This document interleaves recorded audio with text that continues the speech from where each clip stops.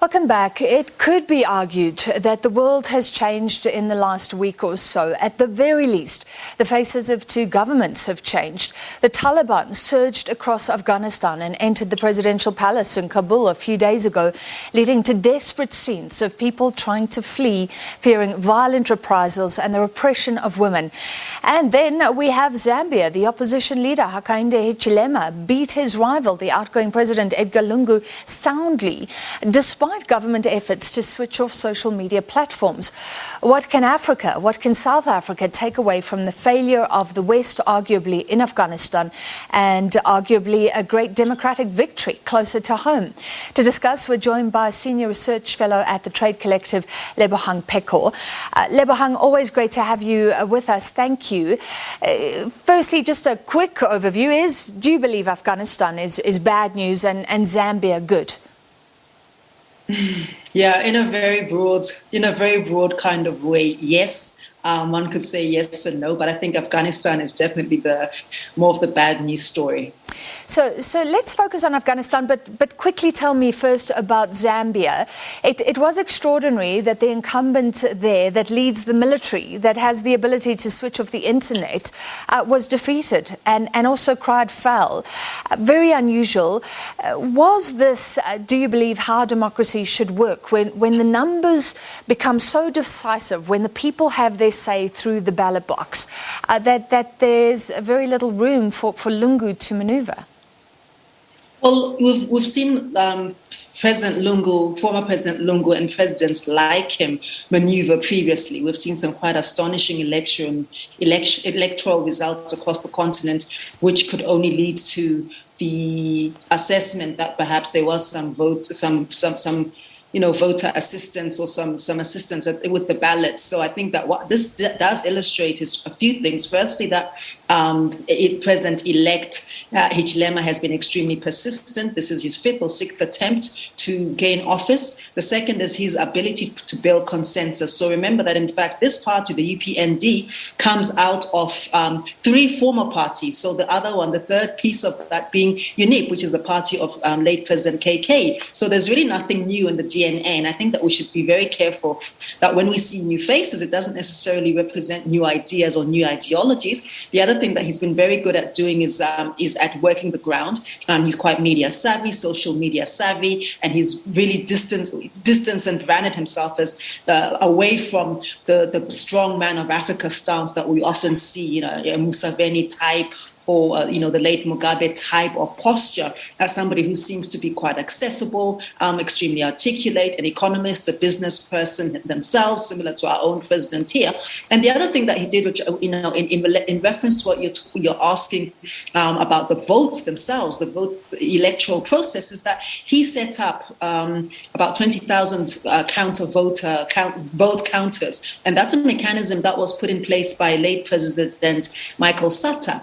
I think in 2011, if I'm not mistaken. And what that was supposed to do was to ameliorate and to minimize the potential of other forms of vote rigging. So it's almost like a parallel voting mechanism. And the last thing that he did was that he got 10 other opposition movements to back him for the presidency. So, I mean, it has not been an easy ride, but I think that we can see a tactician and certainly a political strategist. I am not sure about his economic policy, but certainly as a political tactician, he seems to have shown himself to be both resilient and quite shrewd.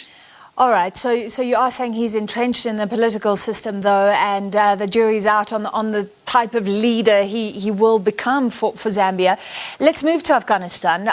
The United States, they're talking actually about a lack of will on the part of the people. So a very different situation, especially the military saying they were trained. They received the best training. The US couldn't do it for them. What do you make of that statement?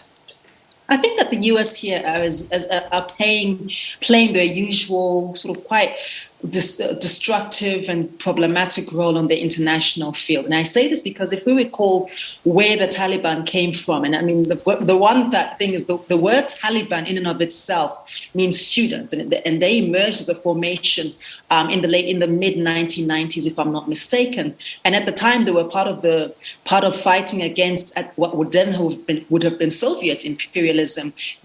Afghanistan has suffered from its inception from extremely poor geography. So they are actually part of a strange deal between what was then the British Empire and the Russian Empire, created a completely man-made creation or person-made creation in the middle of this territory. So they've always been part of this kind of political football that plays itself out. And of course, they came to light, particularly after the September 11 attacks, where the United States then dragged the rest of the world into their war on terror, looking for Al-Qaeda. And that is how this modern phase of the Afghanistani politics came into play. Now, they made quite a few promises around a few things. The one was that they were going to pull out.